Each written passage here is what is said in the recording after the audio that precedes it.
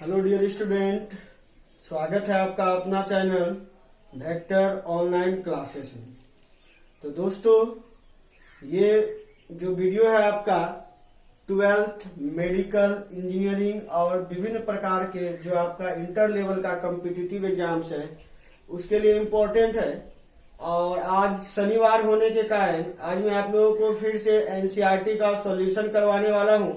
आपका टोटल सोमवार से शुक्रवार तक जो बैच चल रही है अभी, इसमें आपको 11th-12th का थ्योरी करवाया जा रहा है।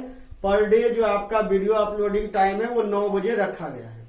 लेकिन अगर हम लोग बात करें शनिवार रविवार का, तो इसमें सिर्फ आपको एनसीईआरटी का क्वेश्चन करवाया जाएगा। और इससे पहले मैंने 4 सेट में आपका एनसीईआरटी का क्वेश्चन करवाया है, जिसमें 1 से लेकर के 12 तक क्वेश्चन करवा दिया। ठीक है, तो अभी जो हम लोग चलेंगे 13 नंबर क्वेश्चन में चलेंगे। और 13 नंबर क्वेश्चन क्या है देख लीजिए। क्या है 13 नंबर क्वेश्चन? बोला जा रहा है suppose the sphere A and B. आपके पास स्फीयर जो है ए एंड बी, उसके बारे में बोला जा रहा है इन द एक्सरसाइज 1.12। तो कहने का मतलब हो गया, ये क्लियर बोल रहा है कि 1.12 हम लोग 1.13 चल रहे हैं। मतलब इससे पहले वाला क्वेश्चन को देखिए जिसमें ए एंड बी लिया गया है। तो पहले वाला क्वेश्चन को इसीलिए हमको लिखना पड़ा आपके सामने। बोला जा रहा है 2 insulated copper charge sphere A and B दिया है ना, have their centre separated by the distance 50 centimetre, जिसका सेंटर जो है 50 सेंटीमीटर से सेपरेट है। तो उसी क्वेश्चन का बात बोला जा रहा है। और चार्ज उस पर कितना दिया है 6.5 इंटू 10⁻⁷ कूलम आपका दिया हुआ है। क्लियर? तो आगे हम लोग बढ़ते, बोल रहा है आइडेंटिकल साइज दिया हुआ था। A third sphere of same size, एक तीसरा स्फीयर ले रहे हैं जिसका आकार क्या है, सेम है जो पहले वाला वैसा, बट अनचार्ज, लेकिन उस पर क्या है, चार्ज नहीं है, उस पर चार्ज नहीं दिया गया। इज कॉन्टेक्ट विथ फर्स्ट, इसको क्या किया गया, पहले वाला का कॉन्टेक्ट में लाया जाता है। Then brought in contact with second, उसके बाद उसको दूसरा वाला के कॉन्टेक्ट में लाया जाता है। फाइनली रिमूव फ्रॉम बोथ, और लास्ट में क्या करते हैं, दोनों से हम लोग रिमूव कर लेते हैं। What is the force of repulsion between A and B? तो दोनों के बीच में रिपल्सन कितना होगा ये आपसे मांग रहा है। क्लियर? तो मान लेते हैं आपके पास पहले जो ए बी दिया हुआ था उसका चार्ज कुछ ना कुछ दिया हुआ था। तो मान लेते हैं पहले जो चार्ज है वो है आपका ये है स्फीयर, और ये है आपका बी। ठीक है, चार्ज इस पर दिया हुआ है, मान लीजिए क्यू ए जो दिया है 6.5 इंटू 10⁻⁷ कूलम, और बी का भी चार्ज दिया है क्यू बी, ये कितना दिया है, ये भी दिया है 6.5 इंटू 10⁻⁷ कूलम, आपका इतना दिया हुआ था। क्लियर है? अब क्या है, दोनों का चार्ज दिया हुआ है, दोनों का सेपरेशन भी दिया हुआ था। कितना दिया हुआ था, बोला गया था 50 सेंटीमीटर पर रखा गया है। तो इसको मीटर में जब चेंज करें तो कितना हुआ था, 0.5 मीटर हुआ था। ये है 0.5 मीटर आपको यहां तक दिया गया है। अब बोला जा रहा है कि एक तीसरा स्फीयर लेंगे जो कितना क्या है, सी है, और जिस पर कोई चार्ज नहीं है। तो हम एक स्फीयर लेंगे सी जिस पर कोई चार्ज नहीं है, और उसको क्या करेंगे, कॉन्टेक्ट विथ फर्स्ट, उसको पहला वाला के साथ कॉन्टेक्ट में लाएंगे। ये हम लोग ले लिए स्फीयर सी। ठीक है, और दोनों को कॉन्टेक्ट में लाएं। अब दो बॉडी को जब कॉन्टेक्ट में लाया जाता है, इसको और इसको कॉन्टेक्ट में लाएंगे, इसका चार्ज इसमें या इसका चार्ज इसमें ट्रांसफर होगा। कंडीशन क्या है, जिसमें ज्यादा चार्ज है उसका पोटेंशियल हाई होगा, जिसमें कम चार्ज है उसका पोटेंशियल लो होगा। तो हाई पोटेंशियल से लो पोटेंशियल की ओर क्या होता है, चार्ज का ट्रांसफर होता है। तो यहाँ क्या होगा, अगर इसका चार्ज ज्यादा है तो इससे चार्ज इसमें जाएगा, और इसका चार्ज ज्यादा है तो इससे चार्ज इसमें जाएगा। तो क्वेश्चन के अनुसार क्या है, ए और सी के बारे में हम लोग सोचे तो ए पर आपका इतना चार्ज दिया गया है, लेकिन सी का चार्ज अगर बात करें क्यू सी, तो ये क्या है, 0, क्योंकि इस पर कोई भी चार्ज नहीं दिया गया है। तो चार्ज का ट्रांसफर होगा कहां से कहां, ये होगा ए से किधर की तरफ, सी की तरफ होगा। क्लियर? कब तक होगा, तो जब तक कि दोनों का चार्ज एक समान ना हो जाए। तो एक समान चार्ज कैसे होगा, आप सोचिए खुद थोड़ा सा। अगर मान लीजिए किसी के पास 2 रुपया है, किसी के पास 3 रुपया है। अब दोनों का चार्ज को, दोनों का रुपया को बराबर करना, तो आप क्या कीजिएगा, 3 रुपया वाला से 50 पैसा 2 रुपया वाला को दे दिया तो क्या हो जाएगा, उसको भी 2.5 रुपया हो जाएगा, और 3 वाला को भी 2.5 रुपया हो जाएगा। तो बराबर बराबर हो गया। वही जब चार्ज का ट्रांसफर होगा तो दोनों में चार्ज समान हो जाएगा। तो समान चार्ज कैसे निकालेंगे? अच्छा, उसका दूसरा तरीका क्या है, 3 को और 2 को जोड़ दीजिए और उसको 2 से डिवाइड कर दीजिए। तो 3 2 5 और 2 से डिवाइड किया क्या हो जाए 2.5। इस तरह से कर सकते हैं। जब चार्ज का डिस्ट्रीब्यूशन शुरू हुआ तो बराबर बराबर चार्ज कैसे निकालेंगे? तो चार्ज निकालने के लिए क्या करेंगे हम लोग, तो QA का चार्ज को करना है बराबर किसका, QC का चार्ज में। और ये बराबर कैसे होगा, तो पहला का चार्ज तो QA और दूसरा का चार्ज QC, दोनों को जोड़ के क्या करेंगे 2 से भागा दे देंगे। अब पहला वाला का चार्ज मान लेते हैं Q और इसका भी चार्ज मान लेते हैं Q, क्योंकि दोनों का चार्ज क्या है, एक समान है। तो इसको ले लिए Q और इसको भी ले लिए Q अब बाय 2। तो ये आपके पास क्या हो गया, सॉरी दूसरा वाला का चार्ज कितना है देख लीजिए, दूसरा वाला का चार्ज 0 है ना। तो Q पहला वाला का मान लीजिए Q और दूसरा वाला का चार्ज क्या है 0 है ना। QC क्या है आपका 0। तो ये क्या हो गया Q/2। तो मतलब इसका चार्ज भी अब हो गया Q/2 और इसका चार्ज भी क्या हो गया Q/2। यहां तक कोई दिक्कत नहीं ना। चलिए इसको साइड में लिख लेते हैं। अब आपके पास वैल्यू क्या निकल गया, ये निकल गया QA बराबर QC बराबर क्या निकल गया Q/2। क्लियर। अब क्या बोल रहा है कि brought in contact with second. अब क्या करते हैं, इस स्फीयर को सेकेंड वाला का कांटेक्ट में लाते हैं। तो यहां से उठाएं और अब इसको कांटेक्ट में ला दिए यहां पर। क्लियर। तो अभी जो लाए इस समय इसमें चार्ज कितना है Q/2 ना। तो यहां पर चार्ज है आपका Q/2। अब फिर चार्ज का ट्रांसफर होगा, किससे किस में होगा, तो हाई पोटेंशियल से लो पोटेंशियल। यहां पर है Q, यहां पे Q/2, तो किससे किस में जाएगा, यहां से चार्ज इसमें जाएगा। कब तक जाएगा, जब तक कि दोनों का चार्ज बराबर नहीं हो जाए। तो उसके लिए क्या करेंगे हम लोग, अब आपको चाहिए QB का चार्ज और यहां से QC का चार्ज, यहाँ ये दोनों फिर से बराबर होगा।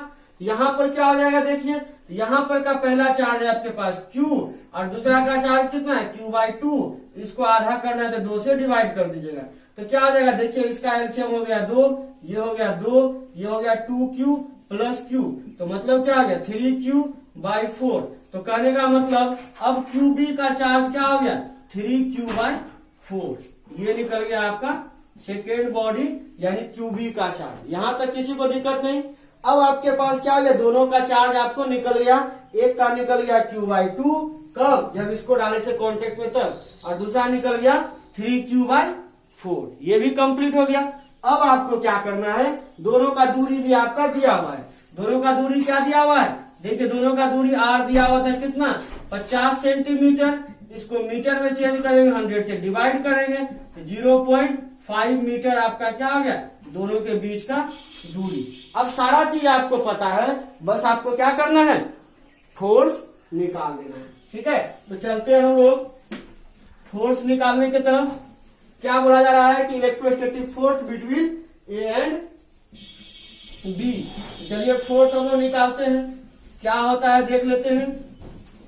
तो फोर्स का फॉर्मूला आपका क्या होता है, फोर्स इक्वल टू होता है 1/4πε0 Q1 Q2/r²।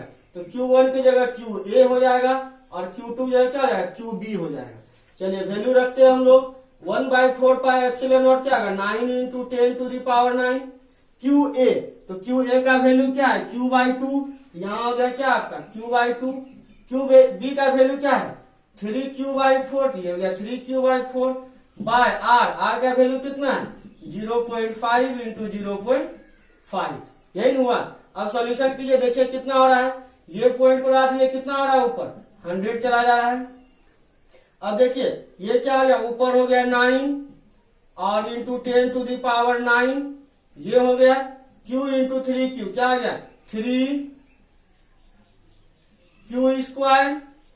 तो 3Q² और ऊपर में 100, नीचे में क्या हो गया देखिए तो 2 4 2 8 और यहाँ पर कितना हो गया 2 2 5 5 25, इतना कितना हो गया, ये 200 हो गया। क्लियर। अब इसको आप क्या कीजिए, सॉल्यूशन कीजिए। तो देखिए यहाँ से 9 × 3 कितना हो गया 27, ये भी लिख सकते हैं इंटू 10⁹9। अब Q² तो 6.5 × 6.5 × 100 और बाई क्या है नीचे 200। क्लियर। ये 2 जीरो कैंसिल हो गया, यहाँ से फिर जीरो आ गया आपका 1, ये जीरो आ गया 1, फिर से 100 हो गया। 2 से डिवाइड कीजिएगा किसको, ये हो जाएगा आपका कितना, ये हो जाएगा 13.5। ठीक है। अब आपको मल्टीप्लाई करना 65 और 13.5 को।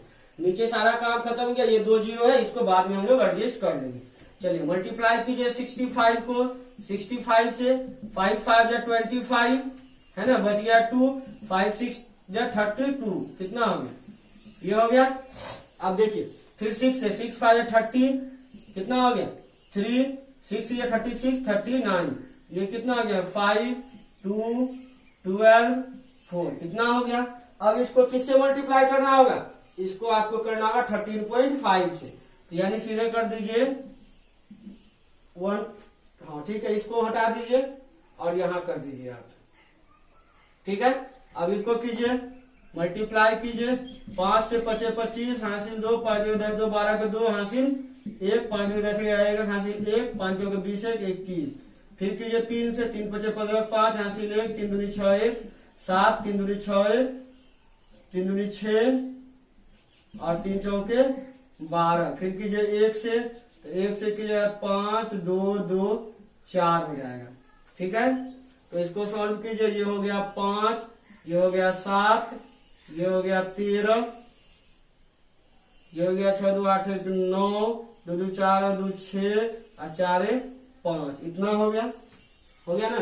ये कितना हो गया 5 6 9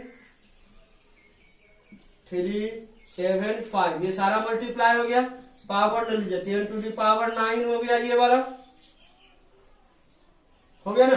अच्छा एक टर्म आपका छूट गया है, ये है 6.5 इंटू 10 टू द पावर -7 भी आपका था, 6.5 इंटू 10 टू द पावर -7, फिर 6.5 इंटू 10 टू द पावर -7, क्योंकि आपका वैल्यू दिया हुआ उसका कितना 6.5 इंटू 10 टू द पावर -7। चलिए ठीक है, ये हो गया आपका। ऊपर सारा मल्टीप्लाई हो गया, नीचे कितना हो जाएगा 3 जीरो से डिवाइड कीजिएगा। अब 3 जीरो से अब पावर ऊपर कितना आ गया, ये 14 हो गया आपका। सॉल्व कीजिए इसको, 3 जीरो से किया जाएगा 5.69.375 इंटू 10 टू दी पावर -5।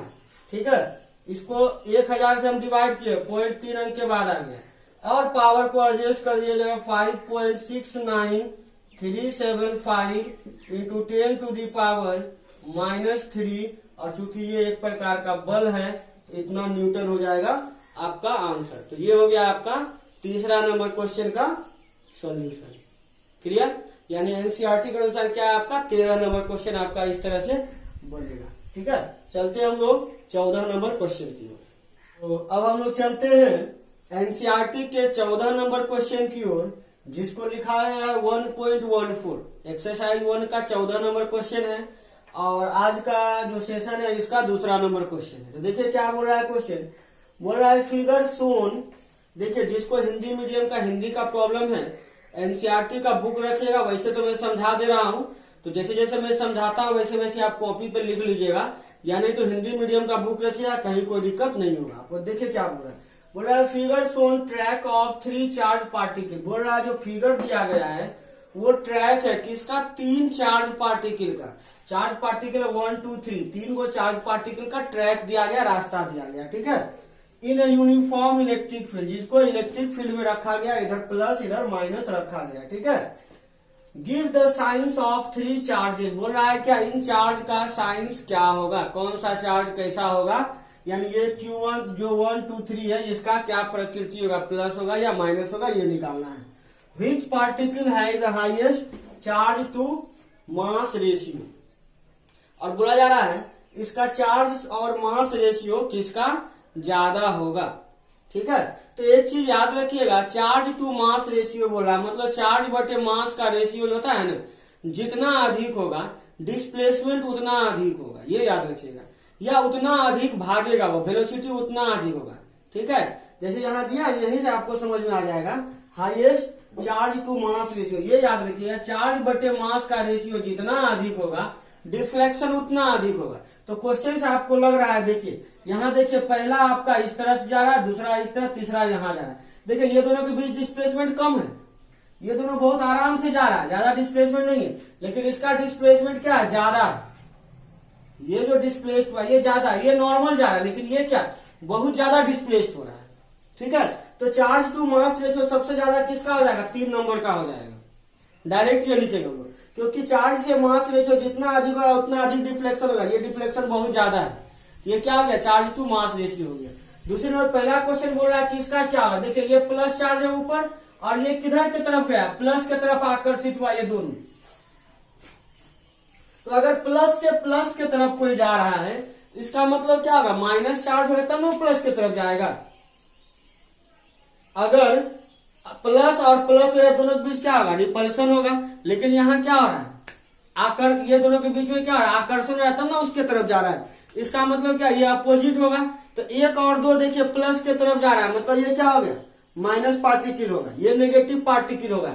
वही बोला था कि बताना है gives the science of 3 charge, ये तीनों चार्ज 1 2 3 का प्रकृति क्या होगा। तो पहला और दूसरा क्या हो रहा है, माइनस प्लस की तरफ आकर्षित हो रहा है, तो पहला और दूसरा क्या हो जाएगा, तो नेगेटिव होगा। Here 1 and 2 particles are negative in nature. क्यों, because it attracts from positive field, ये पॉजिटिव फील्ड के द्वारा अट्रैक्ट हो रहा है, इसलिए ये क्या होगा, नेगेटिव होगा। एंड पार्टिकल 3 क्या हो रहा है, particle 3 is attracts by negative field, so it is a positive particle. तो पहला क्वेश्चन आपका क्या हो गया, क्लियर हो गया इसका। दूसरा भाग क्या बोला, चार्ज से मास रेशियो आपका किसका ज्यादा होगा। हम लोग लिखेंगे यहां पर, since charge to mass ratio is directly proportional to the displacement or velocity. So from figure it is clear that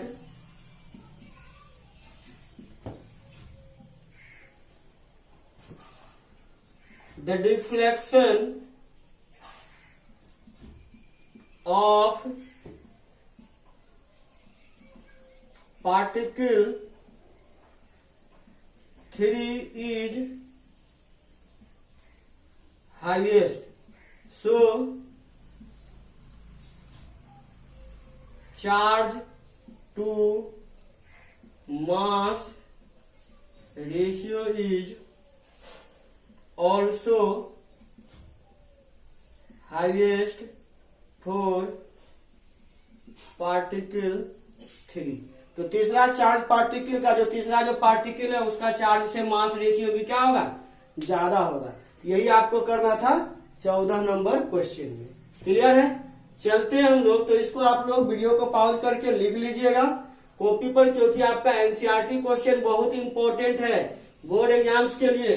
साथ ही अगर आपको एनसीईआरटी का कॉन्सेप्ट क्लियर है तो आप किसी का भी एग्जाम दे रहे हो, चाहे मेडिकल का इंटरेस्ट दे रहे हो या फिर आप किसी भी तरह का इंजीनियरिंग का इंटरेस्ट दे रहे हो, तो हर जगह आपको ये चीज काम आ जाएगा। इसलिए एनसीईआरटी को बिल्कुल नहीं छोड़िएगा, 100% कंप्लीट कीजिएगा।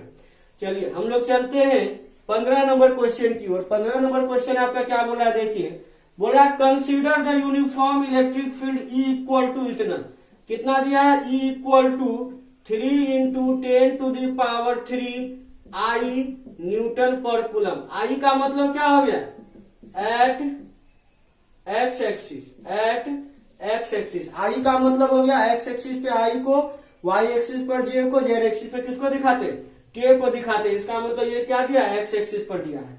तो बोला जा रहा है क्या, व्हाट, इसका मतलब अगर मैग्नीट्यूड की बात करें तो मैग्नीट्यूड कितना होगा, तो 3 × 10⁻³ न्यूटन पर कूलम। डायरेक्शन इसमें नहीं होगा। अब क्या बोल रहा है, what is the flux of field through a square of 10 centimetre on a side whose plane parallel to Y Z axis. कोई एक प्लेन दे दिया है, ठीक है, आपके पास कोई प्लेन है जो आपका किसका पैरेलल है, parallel to Y Z plane. Y Z plane का मतलब अगर मान लीजिए ये आपका है, ठीक है, ये मान लीजिए एक्स, ये वाई, तो जेड किधर होगा, इधर होगा, ऊपर की तरफ, मान लीजिए बीच में होगा कहीं भी। सपोज मान लीजिए ऐसे, या समझ लीजिए कि ये वाई है और ये जेड है, ये वाई जेड पर है, तो एक्स किधर होगा, ये सामने होगा, होगा ना। तो बोला जा रहा है कि फ्लक्स निकालेंगे। फ्लक्स इक्वल टू क्या होता है, ई डॉट ए, मतलब ई ए कॉस थीटा, ठीक है, फ्लक्स। अब यहां पर एरिया का जरूरत पड़ेगा, एरिया दिया हुआ स्क्वायर ऑफ 10 सेंटीमीटर, मतलब एरिया कितना हो जाएगा, तो 10 सेंटीमीटर का स्क्वायर, तो 10 × 10 एरिया यही ना होगा। ये साइड है, स्क्वायर का साइड कितना है, 10 सेंटीमीटर, इसका एरिया क्या होगा, 10 × 10, और सेंटीमीटर है तो 2 बार इसको क्या कीजिएगा, 100 से डिवाइड कीजिएगा। सेंटीमीटर को मीटर बदल क्या करेंगे, 100 से भागा देंगे ना, तो 10/100, 10/100, ये बदल गया मीटर। या ऐसे क्लियर नहीं होगा तो ऐसे देखिए, आपके पास साइड दिया हुआ है, एस का मान दिया है, ऐसे सोचिए कि साइड मान लीजिए ए आपका दिया हुआ है, ठीक है, वो कितना दिया है, 10 सेंटीमीटर, तो मीटर में क्या हो जाएगा, 10/100, तो क्या हो जाएगा, 0.1 मीटर। अब एरिया की बात करें हम लोग, एरिया की बात करें हम लोग को, अगर हम लोग कैपिटल ए से दिखा रहे हैं तो 0.1 × 0.1 क्या होगा, 0.1, लेकिन 0.01 हो जाएगा ये, ठीक है। ये क्या हो जाएगा, मीटर स्क्वायर, ये क्या हो गया, एरिया हो गया। तो आपके पास एरिया मालूम चल गया और इंटेंसिटी मालूम चल गया। तो आपके पास फाई इक्वल टू क्या, ई ए कॉस थीटा है, तो ई मिल गया, ए मिल गया। अब क्या चाहिए, थीटा आपको चाहिए। अब सोचिए, अब सपोज मान लीजिए आपके पास ये है वाई एक्सिस और ये है आपका एक्स एक्सिस, तो जेड एक्सिस किधर होगा, ध्यान से देखिएगा, जेड एक्सिस आपका ये सामने होगा, अगर नहीं दिखा दे आप देख लीजिए, ये है आपका वाई एक्सिस, ये है एक्स एक्सिस, जेड कहाँ होगा, ये सामने की तरफ होगा, होगा ना। अब इलेक्ट्रिक फील्ड किधर दिया है, ये एक्स एक्सिस की तरफ इलेक्ट्रिक फील्ड ऐसे करके दिया हुआ है, ठीक है। और जो आपका एरिया जो दिया हुआ है, जो एरिया दिया वो क्या है, plane parallel to Y Z plane. अब वाई किधर है, इधर है, जेड किधर है, इधर है, तो वाई जेड प्लेन का मतलब ऐसे होगा ना, इधर तो हो गया जेड और ये हो गया क्या, वाई, ऐसे प्लेन है। और इलेक्ट्रिक फील्ड देखिए ऐसे जा रहा है, ऐसे मतलब इससे होकर के पास कर रहा है, यही ना है ना, थोड़ा समझिए। ये है वाई एक्सिस और ये है जेड एक्सिस, प्लेन आपका इस तरह से रखा हुआ है और इलेक्ट्रिक फील्ड एक्स एक्सिस पर है, मतलब इधर की तरफ है, उधर है एक्स एक्सिस आपका, ऐसे जा रहा है। तो इलेक्ट्रिक फील्ड उधर, एरिया किधर होगा, तो सरफेस पर परपेंडिकुलर, मतलब ये हुआ ऐसे ऐसे, तो देखिए फील्ड भी इधर, एरिया भी इधर, तो दोनों के बीच का एंगल कितना होगा, 0 डिग्री। यहां लिखेंगे since area vector and electric field both are parallel to each other, मतलब दोनों क्या है, एक दूसरे का पैरेलल है। हिंदी वाला लिख लीजिए, यहां लिखा हुआ है कि क्षेत्रफल सदिश और इलेक्ट्रिक फील्ड जो है दोनों एक ही दिशा में है, दोनों पैरेलल है। हम लोग क्या कर सकते हैं, अतः यानी हेंस थीटा क्या हो जाएगा आपका, 0 डिग्री। अब थीटा 0 हो गया तो आपका आंसर निकल गया। आंसर क्या हो जाएगा देख लीजिए, अब फाई क्या हो जाएगा देख लीजिए। सो फाई इक्वल टू क्या हो जाएगा, तो फाई हो जाएगा आपका ई ए कॉस 0 डिग्री। ई का मान कितना है, 3 × 10⁻³ एरिया का मान कितना है, तो 0.01 और cos 0 का वैल्यू कितना होता है, तो 1 होता है। ये पॉइंट उड़ा दिए, कितना 0, 2 0, कितना आ गया 3 × 10⁻1, मतलब क्या आ गया 30। और फ्लक्स है तो फ्लक्स का यूनिट क्या होता है, वेबर होता है। ठीक है, ये कितना हो गया 30 वेबर हो गया। ठीक है, यही हो गया आपका आंसर। ठीक है, इसका दूसरा नंबर क्वेश्चन हम लोग चलते हैं। इसका दूसरा यूनिट भी बोला जाएगा। तो फ्लक्स के लिए हम लोग क्या लिख रहे हैं, ई ए लिख रहे हैं ना। तो ई के लिए क्या हो गया न्यूटन पर कूलम और एरिया के लिए मीटर स्क्वायर। तो 30 न्यूटन मीटर स्क्वायर पर कूलम भी हो सकता है, ये भी यूनिट आपको दे सकता है। चलते हैं इसका दूसरा नंबर क्वेश्चन की ओर। बी नंबर क्वेश्चन क्या बोल रहा है, बोला what is the flux through the same square if the normal to its plane make an angle 30 degree. B number में क्वेश्चन सीधा बोल रहा है अगर थीटा का मान 60 डिग्री हो तो फ्लक्स का मान कितना होगा। तो कुछ नहीं, ई ए कॉस 60 डिग्री कर देंगे। ई ए कॉस थीटा होता है ना, यहाँ कितना कर देंगे 60 डिग्री। ई का वैल्यू कितना है 3 into 10 to the power 3, area का वैल्यू 0.01 और कॉस 60 का वैल्यू क्या हो जाएगा 1/2 होगा ना। ये 2 से डिवाइड किया क्या हो जाएगा 1.5, ये हो गया 1.5 इंटू 10 टू द पावर 1। इसका मतलब क्या हो गया 15। ठीक है, 15 वेबर या हम लोग कहें न्यूटन मीटर स्क्वायर पर कूलम आंसर हो गया आपका। क्लियर, कोई दिक्कत। तो इसी के साथ आज का ये सेशन आपका समाप्त होता है। तो अगर आपको वीडियो पसंद आ रहा है तो आप हमारे चैनल को सब्सक्राइब कर लें, वीडियो को लाइक करें और वीडियो के लिंक को अपने दोस्तों को शेयर करें जो कि अभी किसी प्रकार का तैयारी नहीं कर पा रहे हैं या घर बैठे बोर हो रहे हैं, या अगर वो किसी तरह का तैयारी करना चाहते हैं ताकि वो भी ऑनलाइन जुड़कर तैयारी कर सके। धन्यवाद।